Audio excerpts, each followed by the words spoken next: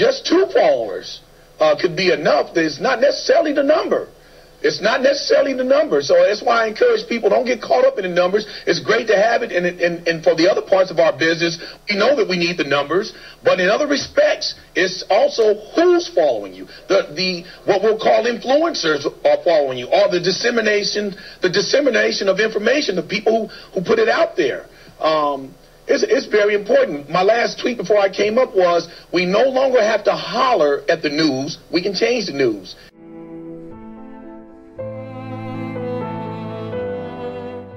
I do deals that I think will increase the visibility of my brand at the right time, that will either add to the value of my brand, create awareness, and the monetization may not happen until down the road. But right now it's about visibility and awareness. So that's kind of my answer as well. So no, I won't do it for any and everybody, but if the deal is right, and in this time I only do deals that are kind of long term too. I'm just so you know, no one-offs, 2 or 3 year deals here, and maybe some back end.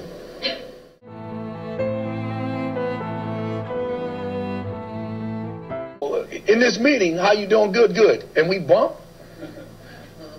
and bow our devices, exchange our contacts with just a little fist bump. Are you kidding me? Come on, if you don't love that, something's wrong. Time is what we value, right? I mean, time is our greatest commodity. Hey, how you doing? Hammer, I want to get you.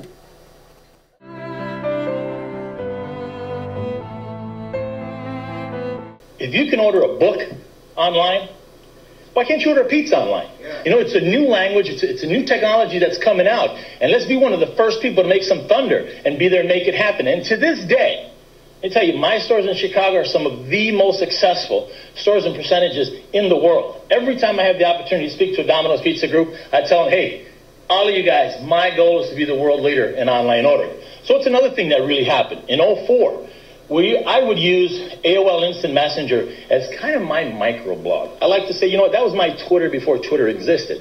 What would I do? I would put on marketing pieces so that people that were on AOL Instant Messenger had a direct way to find me. To this day in the pizza industry, if you order pizza online, there is no live chat help. If you go to an airline, if you go someplace else, there are live chat help. I wanted to have customers a way of getting live help, maybe asking me for a coupon code.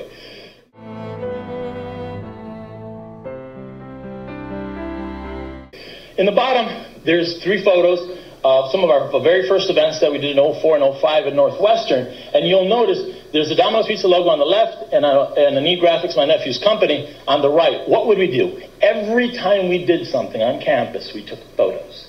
We would put them up on our webpage so people can go onto the webpage, right-click, save, and then put it on their own Facebook pages.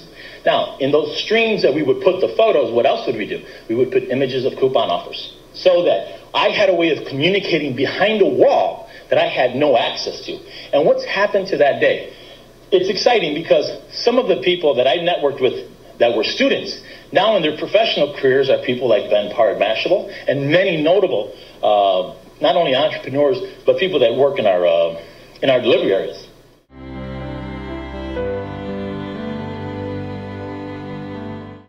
I want you to think of that YouTube scandal that happened, and what did I do? Why were my sales positive in those 2 or 3 weeks of some of the darkest moments in Domino's Pizza? Why? Because I listened to what my customers had to say. I used alerts so that I can find the conversations, both positive and negative, and I reacted to them. We had a customer, her Twitter ID is Interactive Amy, and she made a very simple tweet. Just tried Domino's bailout plan. They brought the wrong pizza. Online ordering, such little room for human error, yet they still failed. My alert brought me to that. I see it. I literally fall out of my chair. I respond right away, apologizing, asking for more info. This happened late at night, so the next day she responds back to me. We connect. But then I figured, you know what? If this is a little bit of a social media storm, a little bit of a social media fire, I got to put it out with some social media water. So what do? I just grab my video camera, I go down to the store, and we make a video apology. I'm not going to play the video. It's really cool, though. Check it out, tinyurl.com/wowyu. That's so cool about a lot of the tools out there is that you can make some of these things stick out. tinyurl.com/wow. So what happens there? I'm really sincere with the general manager, apologizing to the customer for making the wrong pizza. That's it. But the biggest thing that I told her is, you know what? Give me the opportunity to make it up to you, and Amy, I will wow you. And Amy right now in Chicago, she probably just fell off of her chair like, oh my God, he just mentioned my name. But what has happened with that? This video, if you look at the center, has been embedded 79,440 times.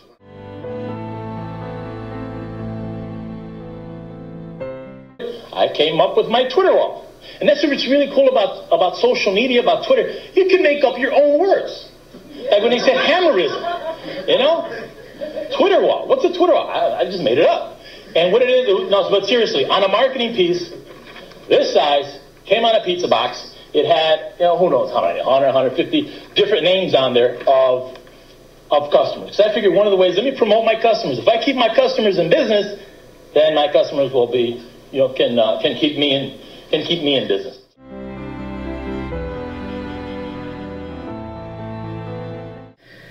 What these platforms are allowing us to do is do one thing: scale our customer service, scale our caring. And somebody said to me recently from a major brand, yeah, that's only customer service. What about all the other stuff? And I'm like, that is the stuff.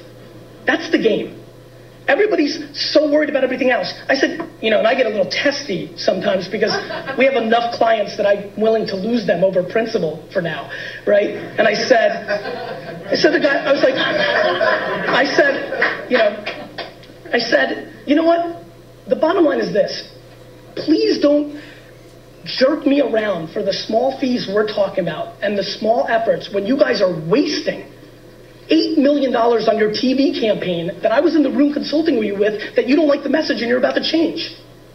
See, the costs. How is a billboard and a bus stop sign the price they are now when every one of us has our heads down on our handheld device? People are just letting the same old shit, get by, right? But the fact is changing, and it's changing fast. And the people that are going to win are the ones that care the most. Zappos wasn't the cheapest. They just cared better.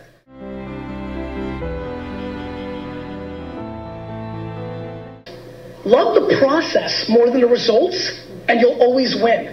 There is no reason, there's no reason. We're going into 2010 with all these products and all these opportunities to be doing something right now that you don't love is asinine.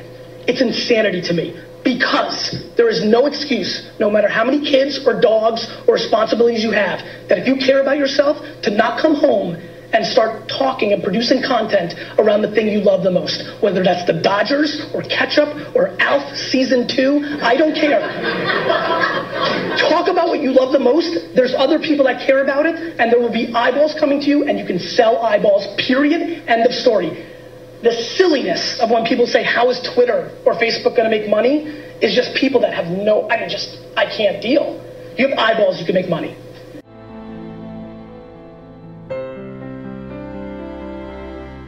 You know, there is no fear for a true entrepreneur, because if I lost it, if I make every decision wrong and I went to zero, I know I can come right back. I'll sell rocks. You know what I mean? So having that feeling in my stomach is interesting.